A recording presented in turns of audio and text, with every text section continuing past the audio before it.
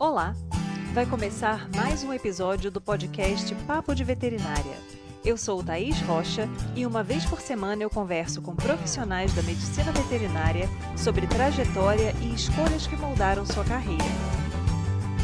Esse episódio foi gravado pela plataforma Zoom em 21 de setembro de 2021 e a entrevista está publicada no canal youtube.com/papo de veterinária.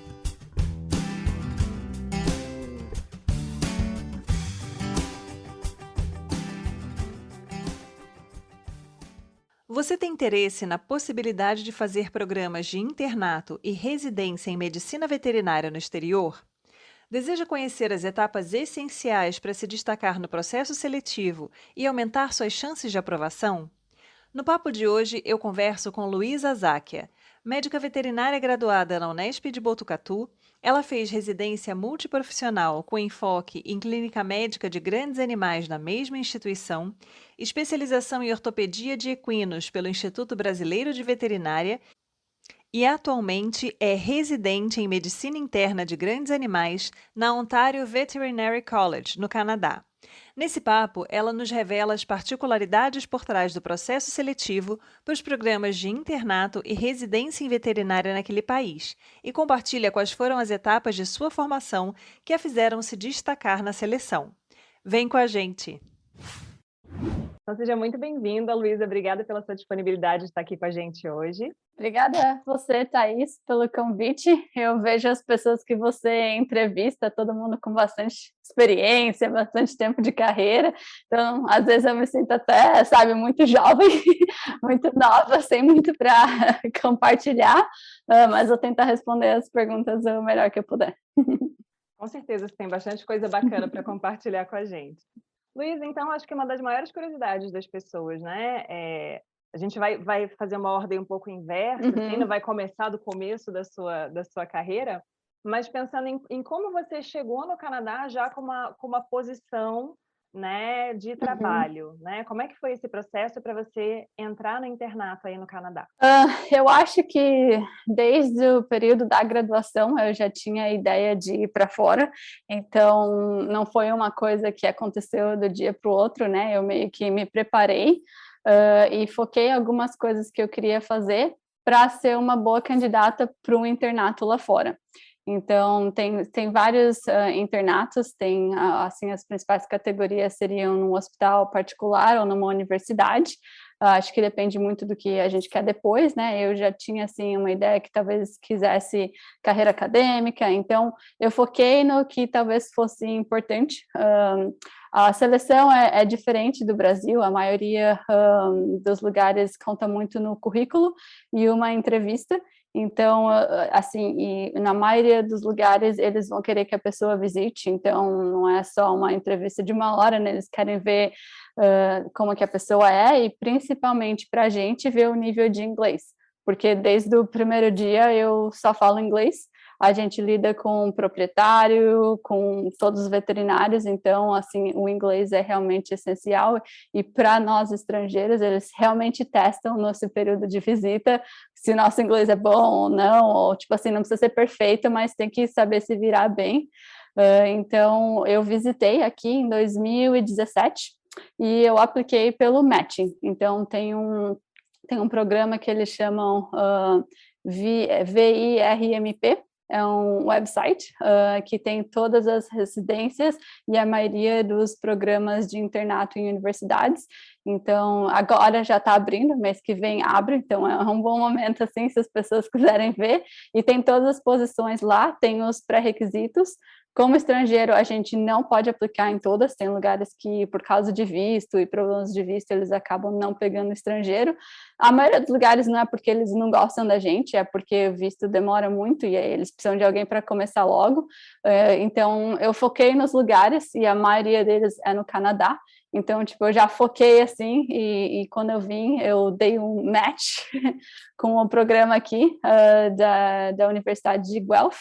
Então, eu já vim para cá com uma posição de veterinária, mas até a minha licença aqui é uma licença especial para trabalhar na universidade, né? Então, não é uma licença 100%, mas eu posso fazer o que eu quiser, assim, como veterinária dentro da universidade. Então, na realidade, assim, essa seleção prévia, ela acaba sendo bastante importante, porque Uhum. você precisa já ir adequando ao longo da sua formação, né, todos os pré-requisitos ali para ter chance de entrar enquanto interna num programa em uma universidade.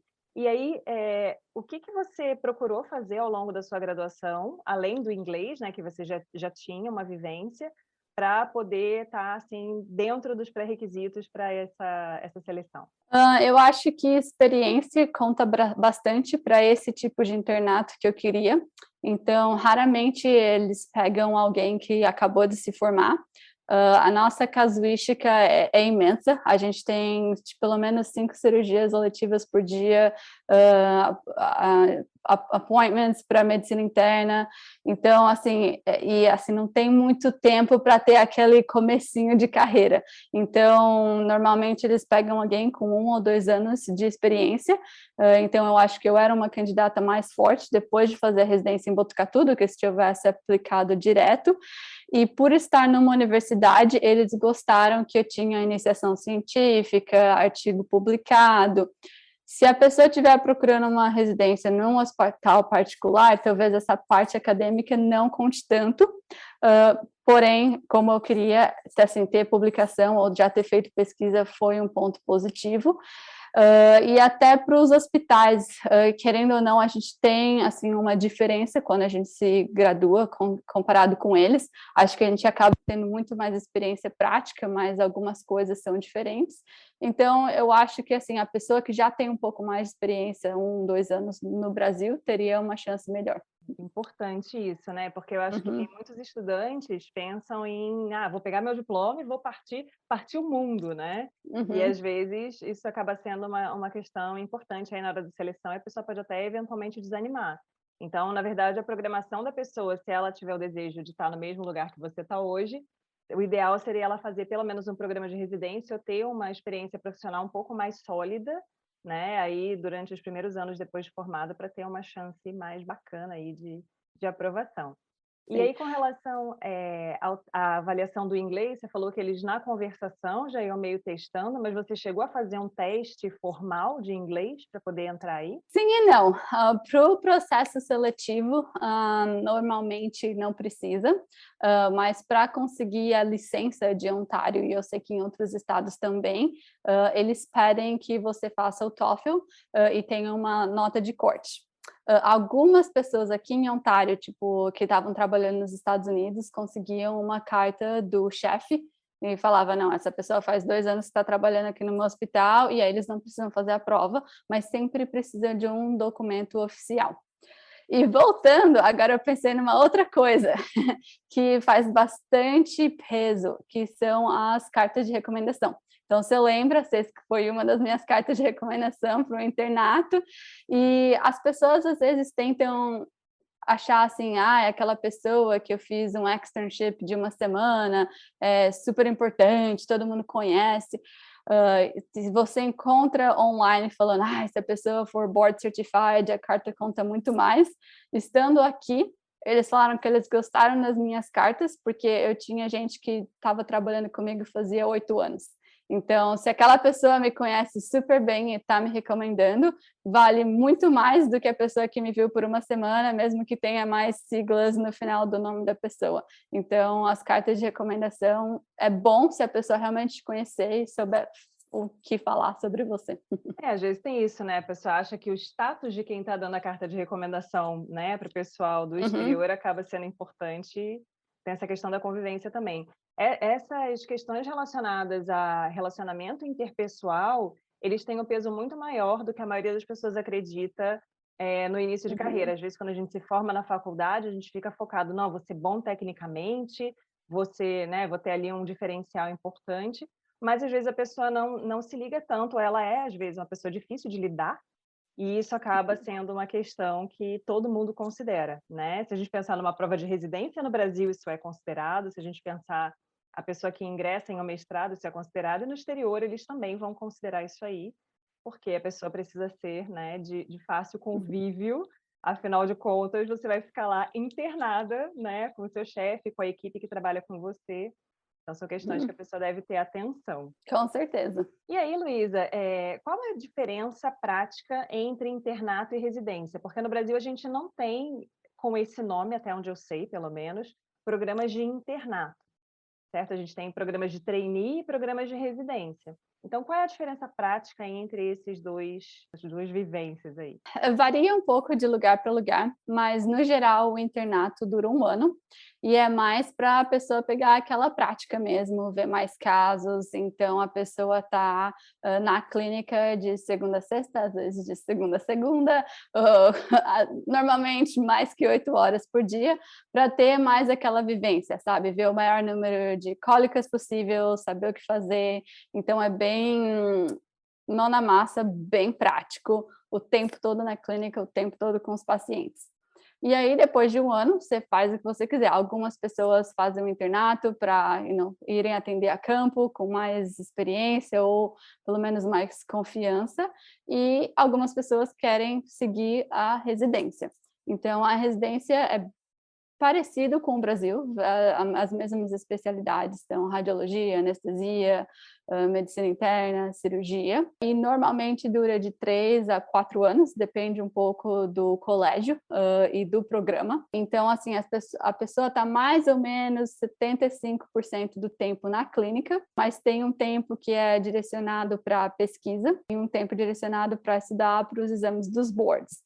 Então, tem vários requisitos que muda de colégio para colégio. Então, por exemplo, na medicina interna, eu tenho que publicar um artigo, eu tenho que fazer uma pesquisa original, eu tenho que fazer algumas rotações em patologia clínica, radiologia. Então, tem outros requisitos que não é só necessariamente estar passando 100 tubos numa cólica ou palpar 50 cólicas. O nosso da medicina interna é mais, tipo, visado para discussão de casos, journal club. Na cirurgia, por exemplo, eles têm o case logs, então para eles é muito importante ter um número mínimo de artroscopia, número mínimo de cólica, de cirurgia ocular. Então, os requisitos variam, mas a diferença é que o interno está o tempo todo na clínica e o residente está na clínica, mas é como se fosse o next step, que a pessoa já está mais focada no estudo, sabe? Então, por exemplo, enquanto o interno está lá fazendo, tipo, paperwork ou fazendo, assim, uma coisa mais ali, sabe? Tipo, ajudando a ver refluxo, essas coisas, o residente normalmente já está, tipo, vamos ver quais são as causas de refluxo, ou, tipo, tá mais, assim, mais focado no estudo, principalmente para os boards, que é diferente do Brasil, né? No Brasil a gente faz uma prova para entrar na residência. Aqui a gente completa a residência, mas a gente tem que passar nos boards do colégio. Aí sim a gente tem o título de especialista, né? Finalizar a residência ajuda, mas se não passar na prova, não vale muita coisa. E aí, para você atuar utilizando um título de especialista naquela área, você precisa ter passado nesse exame dos boards, que é como se fossem os colégios que a gente tem aqui no Brasil. Ainda Isso. é uma coisa Uhum. muito recente, né? Aqui no Brasil a gente ainda tem poucos colégios, não são todas as especialidades que são contempladas, e existe ainda um pouco dessa confusão, a gente conversou sobre isso em outros papos, da pessoa fazer, por exemplo, um programa de residência e se intitular especialista, ou fazer uma pós-graduação, uma especialização e se dizer especialista, e na realidade o requisito para você ser especialista é uns degraus acima, então você precisa de Uhum. um tempo de vivência, uma prova, toda uma avaliação de currículo, que se Exatamente. aproxima ao que acontece aí. E Uhum. aí a rotina de medicina interna para grandes animais, você trabalha especificamente com equinos, ou você atende ruminantes também? A gente atende ruminantes também. Tem residência de medicina interna que é só voltada para ruminantes. Na Califórnia, eu sei que tem uma bem boa, e em alguns outros lugares também. E aí, esses lugares têm uma residência focada em equinos. A minha é large animals, então tem desde porco, tem bastante pet pigs aqui, tá uma onda agora, todo mundo quer ter um porquinho dentro de casa, e temos também os ruminantes, mas eu diria que a casuística é 90% equino, mas por causa do como o hospital é voltado, né? Então aqui é bem diferente do Brasil. A gente tem veterinários, um monte de veterinário a campo. A gente não recebe tantos ruminantes, Eu sei que vocês já conversaram sobre isso, mas trazer aqui para um referral center é bem caro. Então, animais de produção a gente não vê muito. A gente tem um ruminant field service que atende fazendas, então só aqueles animais de elite mesmo vêm para a gente. Em termos de equinos, o hospital mais próximo é em Montreal, a 8 horas. Então, a nossa casuística é enorme, porque qualquer cólica num raio de 8 horas, ou vem para a gente, ou vai para Montreal.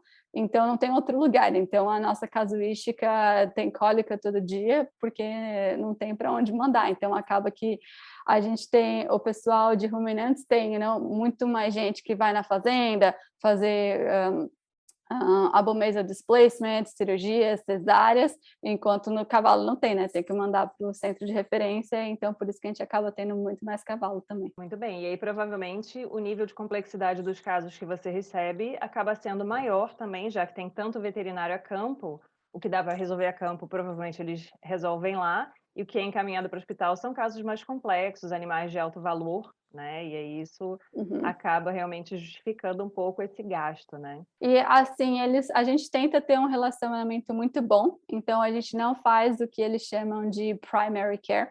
A gente nem tem vacina aqui, então vacina, dente, tudo isso que for primary care é do veterinário. Então, se o cavalo vem para cólica, resolveu a cólica, mas acho que precisa fazer os dentes, na minha prescrição eu passo para o veterinário. Então, a gente tenta ter, não, tipo assim, ter esse relacionamento, né? Então, às vezes, até para medicação, sabe? Se é uma medicação de uso contínuo ou 2 meses, a gente dá para os primeiros dias, então a gente tenta ter um relacionamento sempre, e a gente realmente só recebe os casos mais complexos, e a gente tenta não fazer muita coisa básica para não também, né, não pegar o trabalho das pessoas que estão a campo. E aí, em termos de remuneração, porque os programas de residência aqui, por exemplo, as pessoas recebem bolsas, né?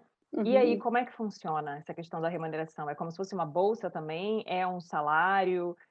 Tem vínculo empregatício? Como é que é essa... A lei trabalhista provavelmente é completamente diferente aqui do Brasil, mas só para as pessoas terem uma ideia. A maioria das residências são pagas e a gente não ganha muito. Então, assim, para você ter uma ideia, aqui um veterinário se forma, o salário anual inicial é por volta de $70.000 por ano.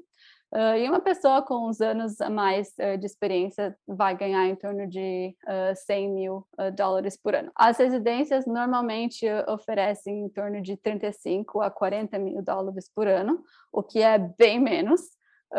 Então, assim, ainda dá para se virar, mas o custo de vida é mais caro, né? Não é a mesma coisa que fazer vezes 5 e achar que eu estou ganhando tudo isso no Brasil. Então, o aluguel, tipo, é mais caro, a comida é mais cara. Então, assim, dá para viver, mas não dá para guardar muito. Tem alguns programas de residência, como o meu, que são acoplados a um programa de pós-graduação. Coisa que eu não dava muito valor no Brasil e que hoje em dia eu dou muito, é que aqui, para fazer um doutorado, a gente tem que pagar tuition. E tuition, para quem é internacional, é bem mais caro. Então, por exemplo, quando eu comecei aqui, a minha tuition era $24.000 por ano. Então, se você pensar que eu ganhava 35, não sobrava muito. Então, com o tempo ficando aqui, eu consegui aplicar para residência permanente. Então, hoje eu sou residente permanente, pago tuition nacional, que é só $8.000 por ano. Então, as coisas melhoraram, né? Eu tô pondo o número porque eu sei que as pessoas provavelmente estão curiosas para saber.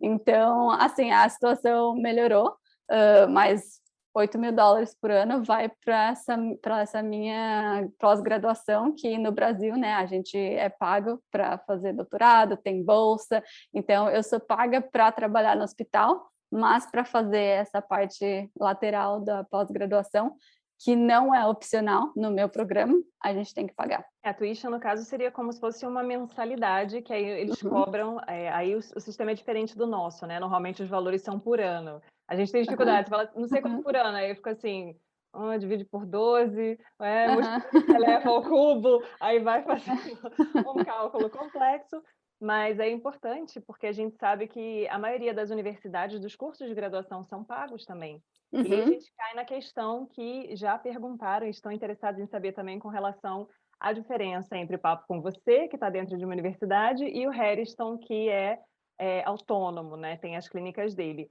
Como é que é a questão de validação de diploma? Você precisou validar seu diploma para atuar aí na internato, na residência? Quando mudou de um status para o outro, mudou alguma coisa em relação a esse requisito? Não, eu não tenho diploma validado, então aqui no CRMV, que a gente chama de CVO em Ontário, eu tenho uma licença que me dá o direito de trabalhar dentro de uma universidade. Então, sendo especialista, não sendo especialista, é meio que a universidade me cobre, sabe? Se acontecer algo, então eu tenho uma licença para trabalhar na universidade. Se eu sair, eu não posso fazer nada, entendeu? Tipo, se alguém me chamar para atender um cavalo na fazenda, eu não posso. Mas, assim, a vida de residência é bem corrida, então essa nem ia ser uma opção. O que acontece é que depois que eu acabar a residência, depois que passar nos boards, eu vou ter o título de especialista, e a maioria dos CRMVs dos estados do Canadá e alguns dos Estados Unidos, não todos, veem que isso é mais do que passar na universidade. Mas o que acontece é que provavelmente eu nunca vou ter uma licença 100%. Então eu não vou poder atuar como clínica de pequenos. Eu vou ter uma licença para atuar com medicina interna de grandes animais. É bem variável, né? É claro que, tipo assim, se eu precisar fazer algo que não é exatamente medicina interna de grandes animais, tipo, se eu ver um olho, algo mais assim, é, tipo, bem abrangente, porque, graças a Deus, a medicina interna acopla tudo. Mas eu não vou poder, tipo, por exemplo, eu tenho um cachorrinho, o ideal seria que eu levasse o cachorro no veterinário para ter vacina. Então, é um pouco mais limitante. Então, acho que depende muito do que a gente quer. O meu plano não era fazer nada além da medicina interna. O meu plano, se tudo der certo, é ficar na vida acadêmica. Então, para mim, era assim, mais vantajoso. Como você viu, não é barato validar o diploma. O meu processo vai acabar sendo em termos de 4, 5 anos também, né, para finalizar toda essa especialização. Então, não é que eu estou ganhando tanto tempo. Talvez eu tenha economizado dinheiro, mas eu também sou limitada em termos que ele pode fazer o que ele quiser, onde ele quiser, com que tipo de espécie ele quiser, e eu não. Então, acho que depende muito do que a gente quer e o que a gente acha que vale a pena para os planos futuros. É bem importante essa diferença, mas no final das contas a gente acaba realmente trabalhando com aquela área que a gente teve mais vivência. Ele provavelmente, mesmo tendo todas as licenças, não vai ou fazer a cesariana numa vaca a campo, né? Mas eu acredito que não, porque a gente se formou junto, né? A não ser que não tenha outra opção. Mas é interessante conhecer essas diferenças. E aí, Luísa, você já comentou a questão da diferença em relação às universidades, né? Então, existem requisitos diferentes para cada universidade. Qual é o nome do site que você falou que tem essas informações? virmp.com. E aí... Então, é Veterinary Internship and Residency Matching Program. É um pouco confuso, mas eles têm 2 vídeos. Então, tem a maioria das posições que estão abertas. Alguns hospitais particulares anunciam lá também. Alguns hospitais particulares anunciam na AAEP. Então, tem uma parte de job offers no site da AAEP também. Então, alguns hospitais particulares anunciam lá. É o American Association of Equine Practitioners. Practitioners, aham. Trava um pouco a língua. O meu também. Você já o tá sotaque não vai embora. Mas você tá com o sotaque canadense. Aquela pensadinha assim, como é que fala isso em português? Tô ficando na fase que não falo nem uma língua nem outra. Mas é bem bacana. E, Luísa, a questão da medicina interna, porque no Brasil, em geral, a gente não usa muito essa nomenclatura de medicina interna. Em geral, a gente fala clínica médica. E aí, tem alguma diferença entre a clínica médica e a medicina interna, em termos de abordagem? Para as pessoas que não conhecem, eu normalmente converso com os alunos quando eu vou indicar livro, texto, né? O livro de medicina interna, a abordagem é assim, o livro de clínica, a abordagem é assado. Mas nem todo mundo tem essa vivência, então tem alguma diferença em relação à abordagem geral, ou áreas que estão contempladas quando você fala em medicina interna ou quando você fala em clínica, aí na sua vivência? Eu acho que aqui eles não têm muito a palavra clínica. Tem bastante especialidades. A medicina interna, eu diria que faz tudo, tirando cirurgia e tirando exame de locomotor.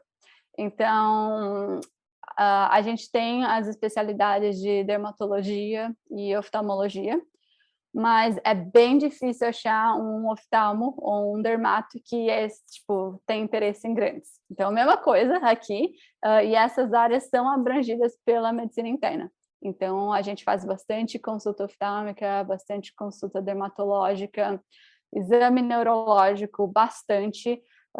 Eu acho que aqui tem bastante empresa assim, que faz o insurance, né, dos cavalos, e qualquer coisa que precisa, eles precisam de um especialista assinando.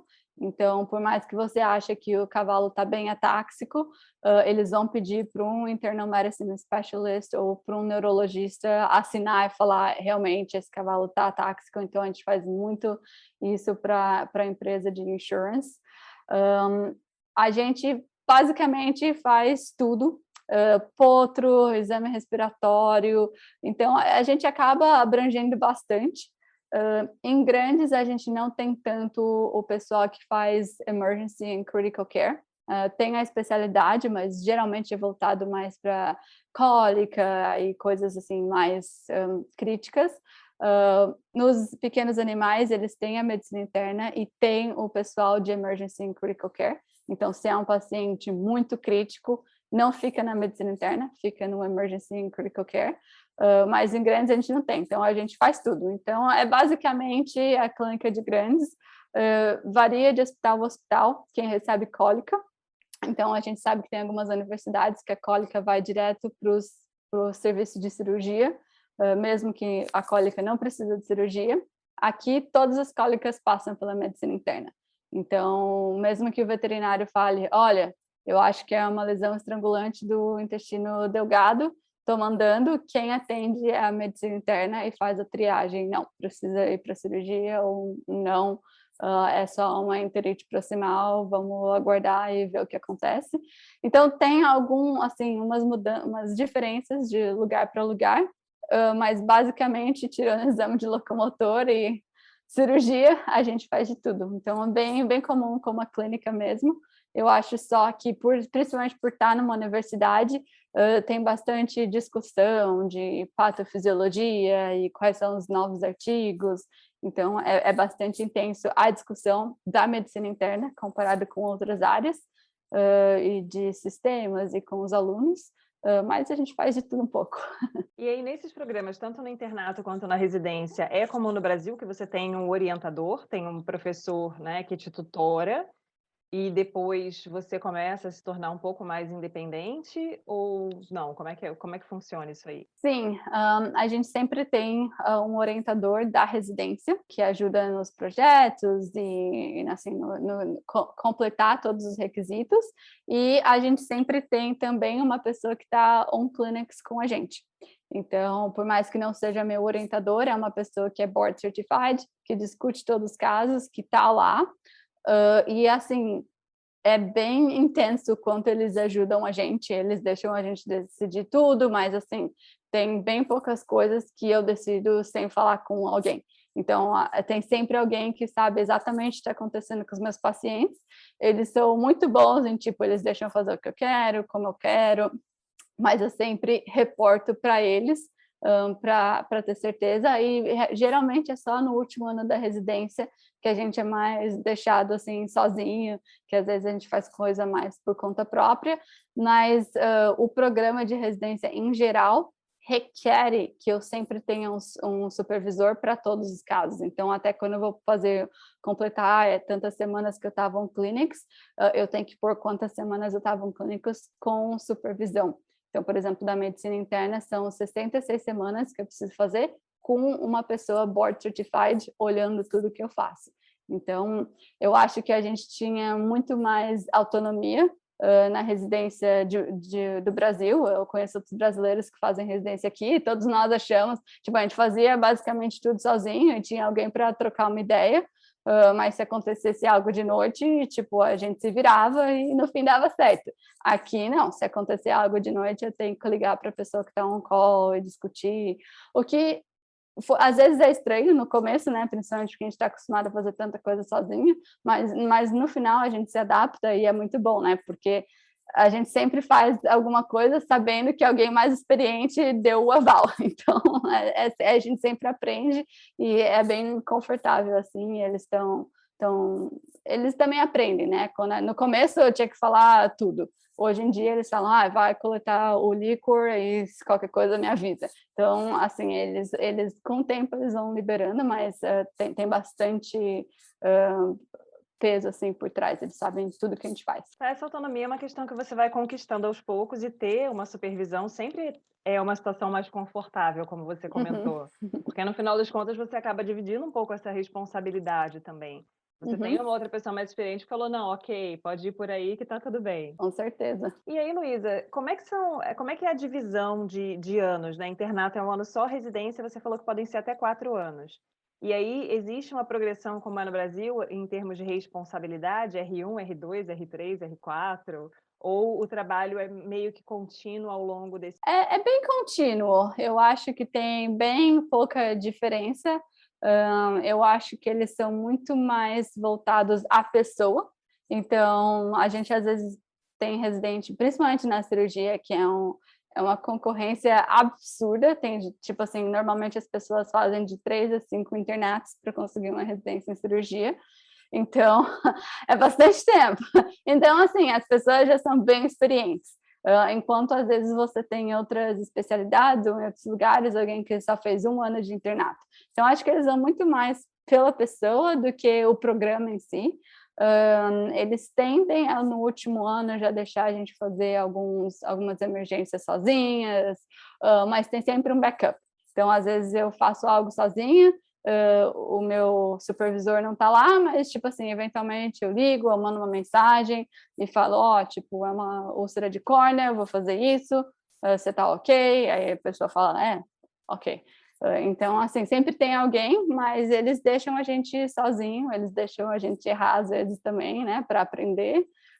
Então, acho que não tem tanta diferença que nem a gente tinha, né, R1, R2, R3, não muda muito o que a gente faz ou quanto a gente ganha, eu acho que é mais em termos de experiência e eles vão largando a gente sozinho conforme o tempo vai passando. E aí, então, a pessoa pode, na verdade, optar por fazer mais de um programa de internato, mas você falou, pessoas que fazem 3, 4 internatos para passar num programa de residência de cirurgia. A pessoa pode fazer todos esses programas na mesma instituição, ou é aquela coisa assim, não, você já fez aqui, meu filho, vai lá, vai procurar outro canto para Uhum. você ter outras experiências também, né? Como é que funciona isso? Tem as duas versões. Eles realmente gostam de pessoas que foram para vários lugares e viram coisas diferentes e têm mais experiência. Também, às vezes, tipo assim, a gente não escolheu você esse ano porque essa pessoa estava mais bem preparada, mas se você fizer outro ano de internato aqui, talvez você seja a pessoa mais preparada. Então, às vezes, tem gente que faz mais de 1 ano no mesmo lugar, só para, tipo, fincar mais, sabe? Tipo, realmente é isso que eu quero. E o que está acontecendo bastante, que é o que eu fiz, né? Na verdade, eu pulei a parte do internato geral e eu fui direto para o specialty internship. Então, a maioria das pessoas fazem 1 ou 2 anos de um internship geral. Por exemplo, o que a gente oferece aqui é geral. Então, a pessoa passa na medicina interna e na cirurgia. E aí tem os specialty internships, que a pessoa vai só faz medicina interna, ou vai só faz cirurgia. E aí tem hospital particular e tem universidades também, que é tipo como se fosse subir mais um degrauzinho, então tá acima de um internship geral, já tá adquirindo mais experiência, e tipo assim, normalmente são pessoas que aplicaram para residência, não conseguiram, e daí tentam fazer outro internato. No site, assim, dá até para você aplicar para os dois. Então, você vai colocar o que você quer. Então, você coloca residência, não sei aonde, primeiro, segundo, terceiro, e as suas últimas opções são specialty internships. Então, se você pegar uma residência, claro que você vai, mas se você não pegar um specialty internship, é melhor que nada. Então, dá para fazer um ranqueamento mais esperto, assim, que a maioria que as pessoas fazem, para tentar conseguir uma residência. Então, tem a escadinha. Então, no processo de submissão, você já pode colocar lá um ranking das opções que você gostaria da sua Uhum. preferida, né? Até aquela Uhum. que você fala, ok, aceito, porque afinal de contas não deu o que eu queria, exatamente para poder cobrir ali todas as bases e conseguir ter a oportunidade de entrar de qualquer forma no programa. Exatamente. Após você fazer esse programa de residência, existem programas de mestrado e doutorado como existem aqui no Brasil. Uhum, Como é que são os sim. processos de seleção? Bem diferentes. Aqui tudo gira em torno de grants, então fundos para pesquisa, e não tem tantas bolsas. Então tem algumas bolsas, mas provavelmente pegaria, sei lá, 2% das pessoas que fazem pós-graduação. Então, o que geralmente acontece não tem tanto número assim, sabe? Que nem às vezes eu lembro no Brasil, tipo, eu tenho que ter no máximo 5 orientados, depois passa para o próximo. O que acontece aqui muito é que as pessoas pegam projetos andando ou demora mais para tudo começar. Então, vamos supor que eu quero começar um programa de mestrado. O mestrado é sempre mais simples, o projeto e o quanto a pessoa vai ganhar, mas vamos supor um doutorado. Então, normalmente, quando o orientador escreve um pedido de dinheiro assim para um projeto, a pessoa já escreve, tipo, eu quero ter um estudante de graduação que vai ganhar $40.000 por ano, então eles fazem, aquilo é uma parte, sabe, que nem você pede, eu quero uma máquina de PCR, eu quero não sei quantos fazer isso, você pede, eu quero 40 mil para essa pessoa conseguir fazer o projeto. Então, é assim que o dinheiro da pós-graduação vira e é assim que as pessoas ganham. Então, é assim, um pouco mais fácil, você pode começar, tem sempre 3 semestres, o que não faz sentido nenhum, porque cada semestre tem 4 meses, então foi bem difícil para eu aceitar, mas é assim que eles falam. Então, sempre tem, tipo, tudo começa 3 vezes por ano, e se acaba quando acabar. Então, tipo, geralmente eles falam 2 anos para o mestrado, 3 a 4 para o doutorado, mas não é tão rígido que nem no Brasil. Eu conheço pessoas que fizeram doutorado em 7 anos, mas claro que não receberam a bolsa por 7 anos, né? Então, tudo é um pouco mais, é mais assim, individual do orientador. Então, vamos supor, se o orientador tem bastante dinheiro de grants, é bem mais fácil, entendeu? Você chega lá, ele fala, eu tenho esse projeto, você quer? Quero. Se é uma pessoa um pouco que tá, tipo, eu vou pedir grant, pode ser que, tipo, você só comece o seu doutorado daqui um semestre ou daqui uns meses. Então, é um negócio muito mais flexível, mas não necessariamente é que nem no Brasil, né? No Brasil, você passou na prova de seleção do mestrado, você começa, sei lá, em março, e aí vai 2 anos, e aí acabou o período de bolsa, acabou, fez o projeto, não fez. Aqui, normalmente, é muito mais vinculado ao projeto em si do que, assim, me matricular na pós-graduação ou algo assim. Então, é um pouco diferente, bem mais flexível, mas às vezes as coisas demoram um pouco mais para começar, porque não tem assim, tipo, o VC tem 5 bolsas de mestrado. Não, tipo, se ninguém quiser pedir grants, ninguém tem mestrado. Se 20 pessoas quiserem, tem 20 bolsas. Então, são aquelas bolsas sempre atreladas ao projeto, não é aqui, como aqui que tem as agências de fomento, né, CNPq, CAP, FAPESP em São Paulo, FAPES no Espírito Santo, que podem oferecer bolsas, a pessoa se candidata e consegue ou não aquela bolsa de pós-graduação para ficar ao longo do período aí, ou do mestrado ou do doutorado. Pelo menos é mais ou menos assim que funciona aqui. Eu imagino que cada universidade seja diferente, mas pelo que eu ouço, tudo é muito mais atrelado ao projeto do que à instituição em si. E existe também uma mobilidade maior de pesquisadores aí entre instituições. É diferente daqui, né, em que a gente tem muitas vezes, principalmente nas instituições públicas, professores que são concursados, que ficam naquela faculdade a carreira inteira, e aí ele mantém aquela linha de pesquisa e aquilo funciona naquela instituição. Aí existe uma mobilidade, o pesquisador pode eventualmente mudar de instituição, e aí ele carrega esse grant com ele, vai embora junto com ele, né? Ou não, ou é porque é do pesquisador, né? A maioria das coisas é relacionado ao pesquisador. Tem algumas agências de fomentos, por exemplo, a gente tem o Equine Guelph aqui, então eu não sei se você poderia carregar esse grant que é vinculado à universidade em outros lugares, mas a gente tem grants que é relacionado a hipódromo de corrida, sabe, coisas nada a ver, tipo, pessoas fazem doação de dinheiro, sabe? Então, por exemplo, como um graduate student, todo final do ano tem uns awards que a gente aplica e, por exemplo, um exemplo, eu ganhei que é uma família que um dia teve um cavalo que morreu por causa de colite e eles resolveram que eles iam dar um award todo ano para alguém que estivesse fazendo pesquisa com colite. Entendeu? Então, eu ganhei assim, um award, ganhei um dinheiro, porque alguém resolveu doar. Então, tem bastante doadores aqui, tem bastante disso que não tem nada a ver com a universidade. Então, o pesquisador tem mais autonomia e mais liberdade para fazer coisas que não são necessariamente, tipo, às vezes a gente tem pessoas que fazem pesquisa aqui que nem são, tipo, full-time professors, eles são part-timers, fazem outras coisas, fazem pesquisa, então é bem mais flexível. Claro que tem o concurso, mas não é que nem no Brasil, né? Passou no concurso, está lá para sempre. Eles têm um período de probatório, eles têm o que eles chamam de tenure track, então, na maioria, 10 anos, mas as coisas são revisadas dali 10 anos, então você não adianta pesquisar muito durante 2 anos e não fazer nada por 8 anos.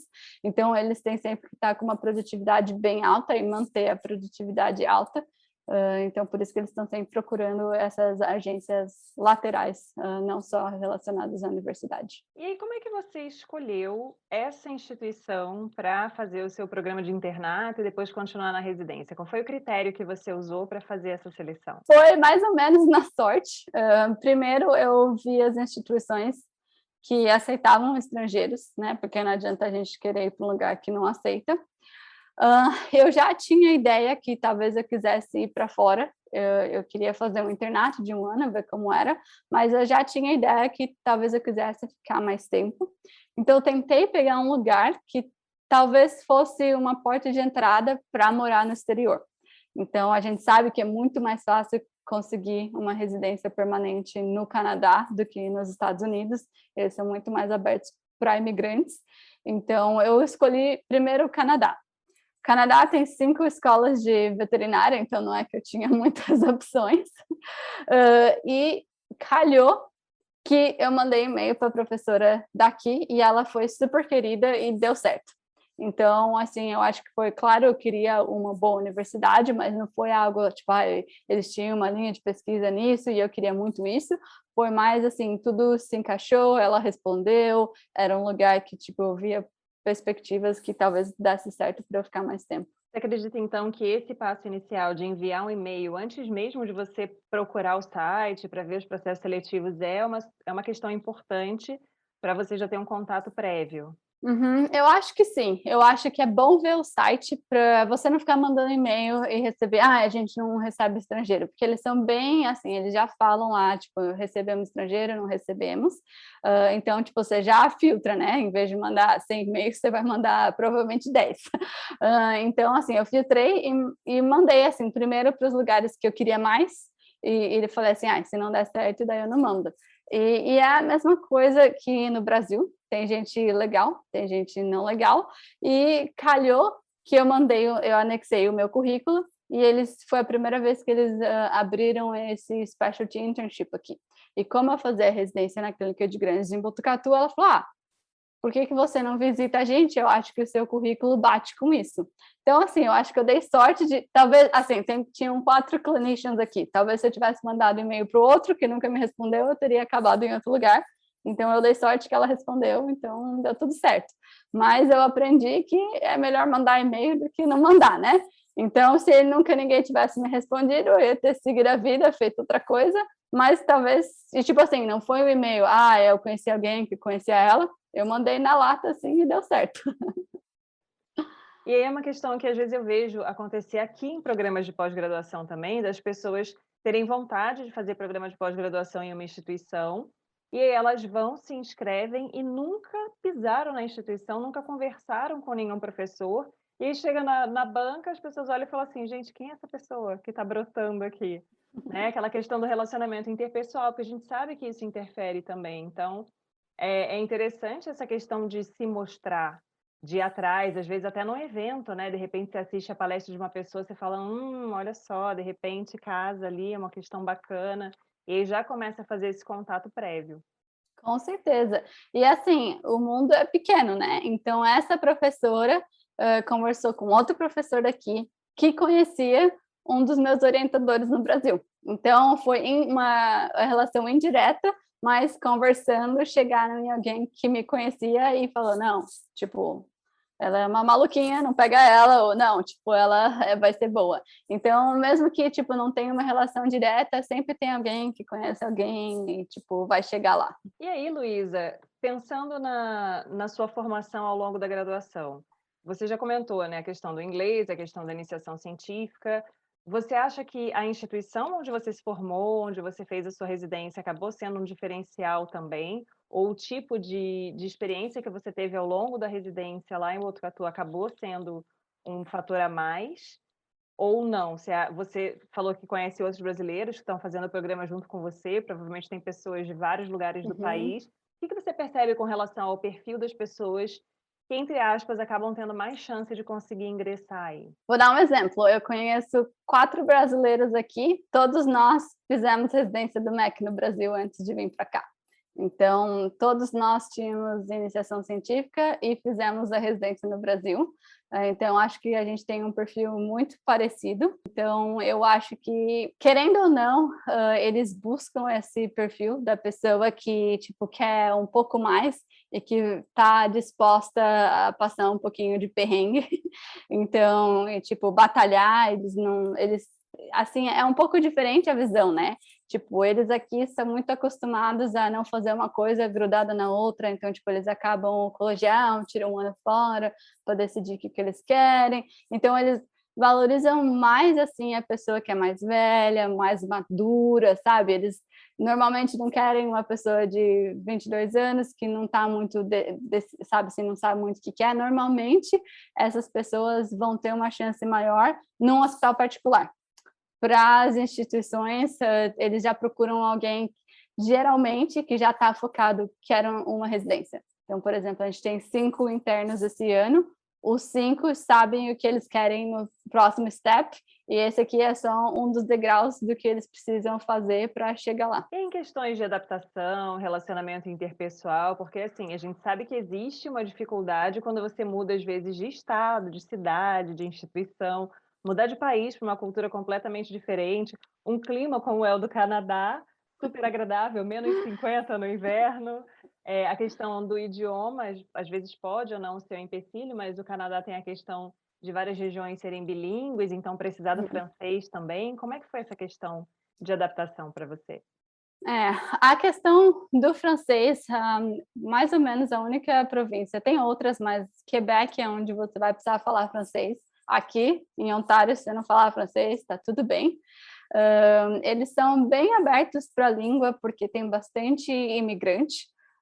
E mesmo assim, a gente tem clinicians aqui que nasceram e cresceram no Quebec, eles falam inglês bem, mas tem o sotaque francês. Então, até os canadenses, às vezes, sabe, tem um sotaque ou algo assim. Eu acho que canadenses são muito educados, então, tipo assim, dificilmente você vai ver alguém explodindo ou sem educação, todo mundo vai falar bom dia para você, perguntar como você tá, mas o que a gente brinca aqui é que é algo bem supérfluo. Tipo, eu vou falar assim, e aí, Thaís, tá tudo bem? Ah, tá ótimo, entendeu? Se você começar a falar dos seus problemas, eu não vou, tipo, sair muito da minha zona de conforto para ir ajudar você. Tipo, por exemplo, no Brasil, imagina, a gente tinha estagiária, não tinha carro, a gente dava carona, ida e volta. Aqui, eu não tinha carro no começo, e aí eu na minha bicicletinha, sabe, 3 horas da manhã, atender um caso, ninguém oferecia carona. Mas não é porque eles são maus, entendeu? Eles são bem, tipo, mais fechados, assim. Super educados, mas não vão te chamar para jantar na casa deles, sabe? Luísa, você provavelmente está sozinha, não faz nada faz um mês, vamos jantar lá com a minha família. Então, assim, são bem legais. No fundo, a gente acaba, né, acostumando e acaba virando a mesma coisa, né? Hoje eu vejo que, tipo assim, chega interno novo, eu não faço o que eu fazia no Brasil, sabe? Eu já falei, beleza, você tá bem, né? Tipo, a gente ajuda um pouquinho, mas não é, tipo, eu levava no fazer mercado, nada disso. É, tipo, bem assim, vou te ajudar um pouquinho, mas é isso aí. Eu me adaptei bem, eu acho que eu sempre fui uma pessoa mais quieta, assim, nunca fui, tipo, super extrovertida, então eu me adaptei bem, mas eu sei que algumas pessoas sofrem, né, um pouco mais, A comida não é que nem no Brasil, é só fast food. No começo eu sofri um pouco, depois eu reparei que se eu não fosse começar a cozinhar mais, ia ser difícil, então eu tive que adaptar umas coisas, né? Não gostava de cozinhar, agora cozinho todo dia, porque senão a alimentação é ruim. Então, assim, eu tive que mudar um pouco algumas coisas, mas no geral, assim, eu acho que é bem tranquilo. E acho que depende muito do lugar, e das pessoas que trabalham. A gente tem um time aqui de cirurgiões e da pessoal da medicina interna que se dá bem. Então, na verdade, eu acho que isso é o que faz a diferença. A gente tem muitos technicians aqui, então faz não sei quanto tempo que eu não dou penicilina, nada, eu marco lá, ponho no schedule e alguém faz para mim. Então, eu acho que essas pessoas são sempre super educadas e, tipo, fazem as coisas acontecerem. Sempre tem umas pessoas que são mais difíceis, então eu acho que dependendo, tipo, se você dá sorte de ir num lugar que as pessoas se dão bem, a adaptação vai ser melhor. Eu passava muito mais frio na clínica de Grandes, de Botucatu, do que eu passo aqui, porque era tudo aberto, tronco era aberto, então se estava 15 graus e com vento, a gente estava lá sofrendo. Aqui eu piso no hospital, é tudo fechado, a baia, onde a gente faz exame neurológico, tudo fechado. Então, eu chego dentro lá, eu tiro o casaco e eu passo mais frio no verão, quando eles ligam o ar-condicionado, do que no inverno. Então, assim, é difícil, mas para trabalhar eu acho melhor do que no Brasil no inverno. E para o pessoal que tem interesse e gostaria de conhecer, como é que é a oportunidade aí de estágio? Se a pessoa está na graduação, quer fazer um estágio aí, seja curricular ou extracurricular, como é que a pessoa pode encontrar esse caminho? Porque às vezes o que falta muito não é a vontade, é a pessoa Uhum. saber onde ela vai procurar essa informação. Então, como é que é Uhum. para a pessoa se informar com relação a isso? Aqui a gente não oferece, tipo assim, tem 3 vagas de estágio por mês, é maioria por visitação. Então, a primeira coisa que eu falo é que a pessoa não vai fazer muita coisa. Então, às vezes, eu acho que vale mais como um estágio de residência, porque quando a gente está se formando, tipo, a gente quer pôr catéter, quer fazer as coisas, e a pessoa malemar vai tocar no animal, né? Vai ver muito mais. Quando a gente está na residência, você quer dar graças a Deus que não é você que tem que lidar com aquela veia, você só quer ver a discussão, ver como as pessoas fazem coisas diferentes. Então, eu acho que talvez o estágio aqui seja mais interessante para alguém que já tem um pouco mais de experiência, sabe, assim, você já passou daquele básico de tipo, a cólica chega, o cardíaco está 80, tem que passar o tubo, então você quer ver o que as pessoas fazem de diferença, como não vai ter nada de mão na massa. Essa é a primeira coisa que eu falo. Se a pessoa está um pouco assim indecisa ou insegura, talvez a pessoa não aproveite tanto, sabe? Não consiga ver, aqui eles fazem isso diferente, e em Calgary eles fazem aquilo, entendeu? Tipo, talvez seja um pouco mais difícil. Então eu acho que talvez para uma pessoa se formando não seja tão vantajoso, mas é claro que agrega, né? Tipo, passar um mês fora, ver outra coisa, agrega. E não tem uma pessoa, é um negócio bem informal, que é mais ou menos o que eu fiz para conseguir visitar por uma semana. Normalmente, você manda e-mail para algum dos clinicians e ele fala, ok, vem nessa semana, não vem. O que é difícil porque vai depender muito da boa vontade deles, né? Então, alguns vão falar assim, não, tipo, vem nessa semana, ou vem quando você quiser e faz acontecer. E daí, se você vai na recepção, pega um craçozinho de visitante e fica por lá, entendeu? Então, assim, é bem diferente, é bem uma pessoa que eles chamam de visitante, não tem muito a parte de vou fazer um estágio ou vou aprender. Provavelmente vão te fazer umas perguntas, mas a pessoa vai ser ignorada para a maioria do tempo, vai ficar só no cantinho. Então, por isso que às vezes eu acho que depende, tipo assim, se você já está num nível que você só quer ver o que é diferente, eu acho que vale muito a pena se você quer aplicar para alguma coisa, mas se você está buscando aquela experiência para se formar, talvez um estágio fora numa universidade não seja tão boa. Eu fiz estágio num hospital particular, que foi muito bom, me deixou pôr muito a mão na massa, e eu acho que, tipo, foi certo, entendeu? Se eu tivesse vindo para cá, 2 meses, quando eu estava me formando, eu não teria aproveitado o quanto eu aproveitei no hospital particular no Texas. Muito bom ter essas informações, né? Porque às vezes a gente fica realmente naquela achando que vai chegar numa universidade vai ser como as universidades aqui, que as pessoas Não. acabam tendo muito mais possibilidade de colocar a mão do que no hospital particular. porque Uhum. existe um outro nível de responsabilidade do trato com o proprietário, e aí você acaba ficando mais restrito. Então, realmente É. é interessante saber essas diferenças aí. As coisas aqui são, é muito bom, porque todo mundo respeita muito a gente, mas tem muita reclamação, muito caso legal. Então, tipo, é uma responsabilidade. Toda vez que eu deixo o interno fazer alguma coisa, ou um estudante aqui do último ano fazer algo, é em mim, entendeu? Então, tipo, eu tô lá supervisionando, e assim, ó, é diferente. Toda vez que eu falo, tipo, eu ligo para um proprietário e falo, ah, seu cavalo tá assim, assim, assado, eu vou no nosso sistema e ponho a comunicação.